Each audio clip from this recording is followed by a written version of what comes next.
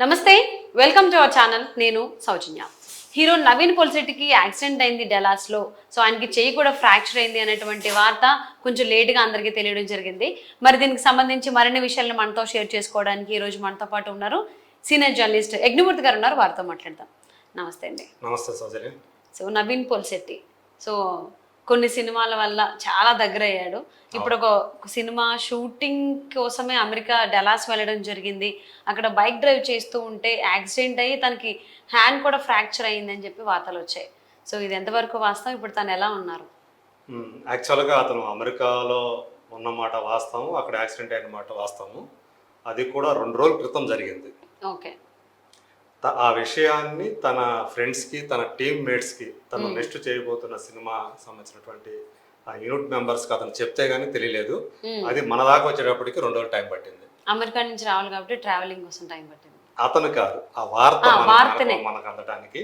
యాక్చువల్గా cinema shoot కాదు, ఇంకా నెక్స్ట్ మూవీ ఇంకా షూటింగ్ స్టార్ట్ కాలేదు. సితారా ఎంటర్టైన్మెంట్స్ లో అతను సినిమా చేయాల్సి ఉంది.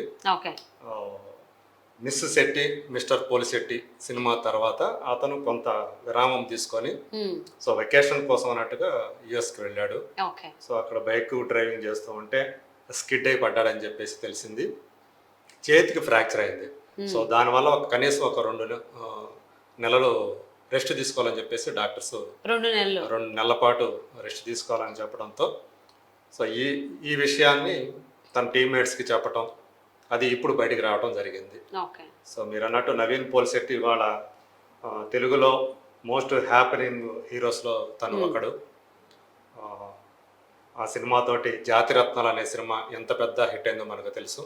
దానికంటే ముందు ఏజెంట్ సాయి శ్రీనివాస ఆత్రేయ అనే సినిమా కూడా అతనికి మంచి, అందులో ఒక స్పైగా అతను చేసినటువంటి, గూఢచారిగా అతను చేసినటువంటి ఆ క్యారెక్టర్ ప్రైవేట్ డిటెక్టివ్గా చాలా మంచి పేరు తెచ్చింది.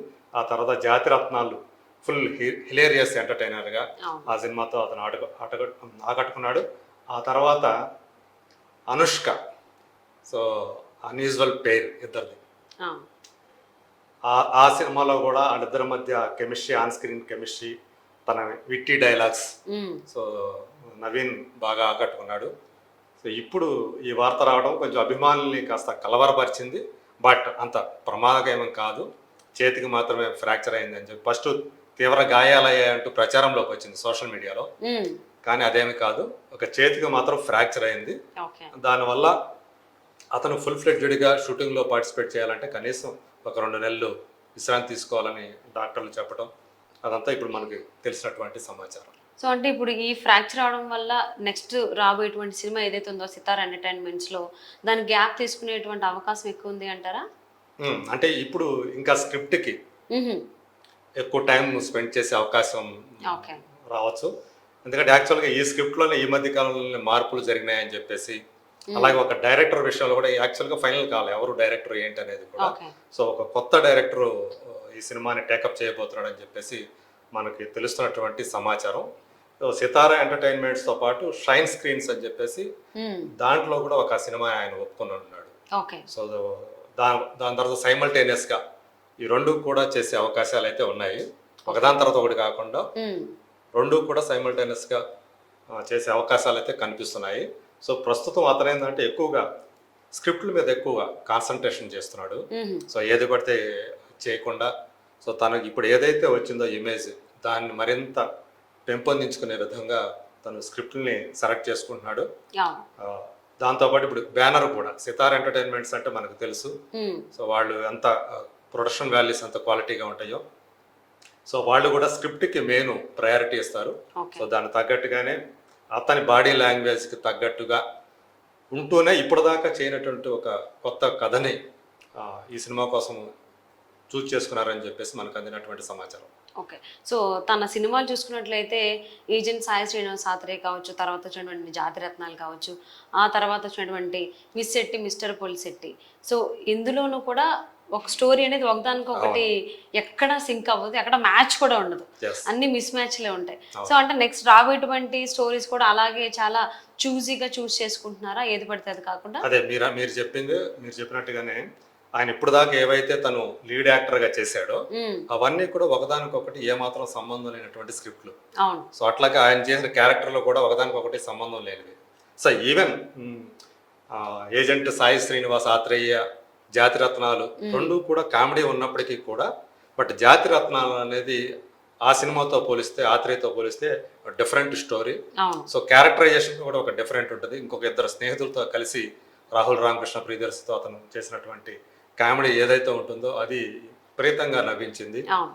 సో అట్లాగే దానికి పూర్తి ఆపోజిట్గా మళ్ళీ మనం అనుష్కతో చేసినటువంటి miss Shetty mister Polishetty cinema concept. So అట్లా దాని ఒక అమాయకత్వం నిండినటువంటి ఒక క్యారెక్టర్లో అతను ఆ సినిమాలో కూడా మంచి వినోదాన్ని పంచాడు.